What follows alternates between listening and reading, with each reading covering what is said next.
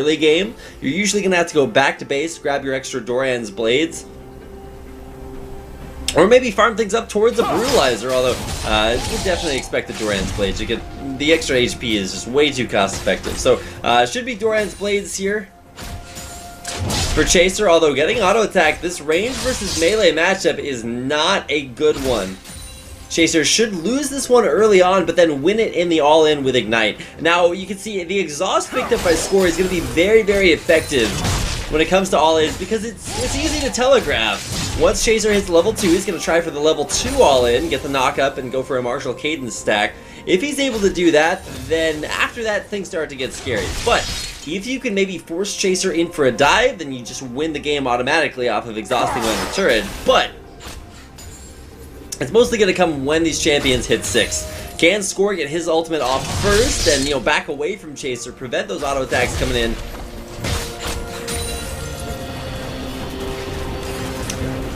With the Chains of Corruption versus Cataclysm, that matchup is actually going to be really, really good. And you don't oftentimes talk about Summoner Spell matchups or Ultimate matchups, but when it comes down to the champions, these are going to be very, very Ultimate-centric. Granted, there's range versus melee harass going on, and maybe that will impact the CS somewhat, but Jarvan is one of those champions where you can just kind of forgo CSing altogether and just win the all-in versus an 80 carry opponent.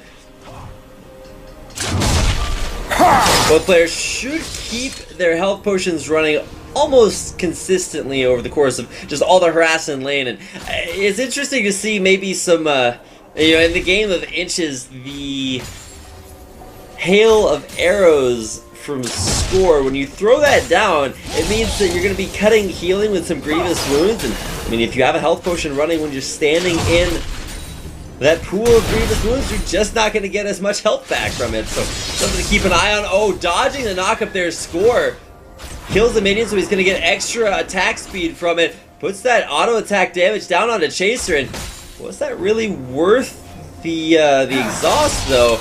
I'm going to say no, and in fact I believe those Blight passives actually went off of Chaser before the hail of arrows landed. So something to keep an eye on. You can see now Chaser completely forced out of this lane. If he had gotten hit by the piercing arrow, probably would have died with that one stack of Blight on him. Now, it's easy for Score to see the Chaser. Oh no, he actually aggroed that Raptor camp. If he had died to Raptors there, I would have laughed and laughed. And of course, he actually has them cancel his recall. Oh no, Chaser doesn't notice it! He thought he got a free trip back to base, but no, the shield did not protect him. Those vicious, vicious Raptors, and now Chaser actually going to be very, very far delayed from coming back in the lane. You can already see the CS differential. This is going to be an entire Doran's Blade versus worth of CS difference between these players. Now, Score is going to get a free trip to go back to base, while Chaser is stuck CSing at his turret. Score is going to pick up an extra Doran's Blade, which is going to be able to give him even more defensive stats. There's your 2 Doran's Blades, some extra health potions, mana potion, and all kinds of sustain picked up there. So, man, Chaser in a really rough situation. As soon as Score comes back into lane, of course, he's going to be level 6 first, because Chaser was forced to back off. And with more range versus melee harass coming in, this is going to be a very difficult time for Score. One benefit of being Chaser right now is that if you win your game off of an all-in, there's no exhaust for Score for about another 2 minutes. So you do have that sort of time window to go for maybe a little bit more of an aggressive play. And man, these piercing arrows, after missing them for the first, 3 or 4 minutes of the game, Score is starting to hit him as soon as Chaser comes back into lane.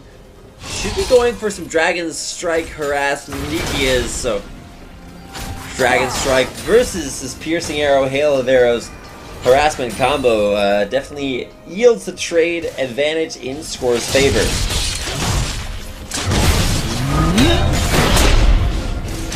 Nice attempt at being a little bit sneaky there by Score. Of course, it's the same situation you see from things like Lux and Ahri. You wait just around the corner of those ledge outcroppings in mid lane and try to go for a snipe when you can see the enemy, but they can't see you. Chaser actually doing a decent job, and now hitting level 6 versus 6. Actually a pretty big deal, because at this point in time, Score has to be careful, because he knows The only way that he dies is to the all-in. If you just keep playing this matchup out like very, very carefully and methodically, one CS at a time, Score's gonna win easy peasy. There's the Ignite going down there. Chaser probably will not win. Gets the knockup and one more out on deck. Chaser wins the all-in versus Score. We're gonna watch this one more time. He actually misses a Dragon Strike and Score coming forward. Keep in mind he's an entire Goran's Blade up. But look at that martial cadence getting all that damage down. He micros towards Score so that he's actually in auto attack range when he gets hit and gets a second knockup there. Or a second knockup of the game rather. Golden Age is factoring that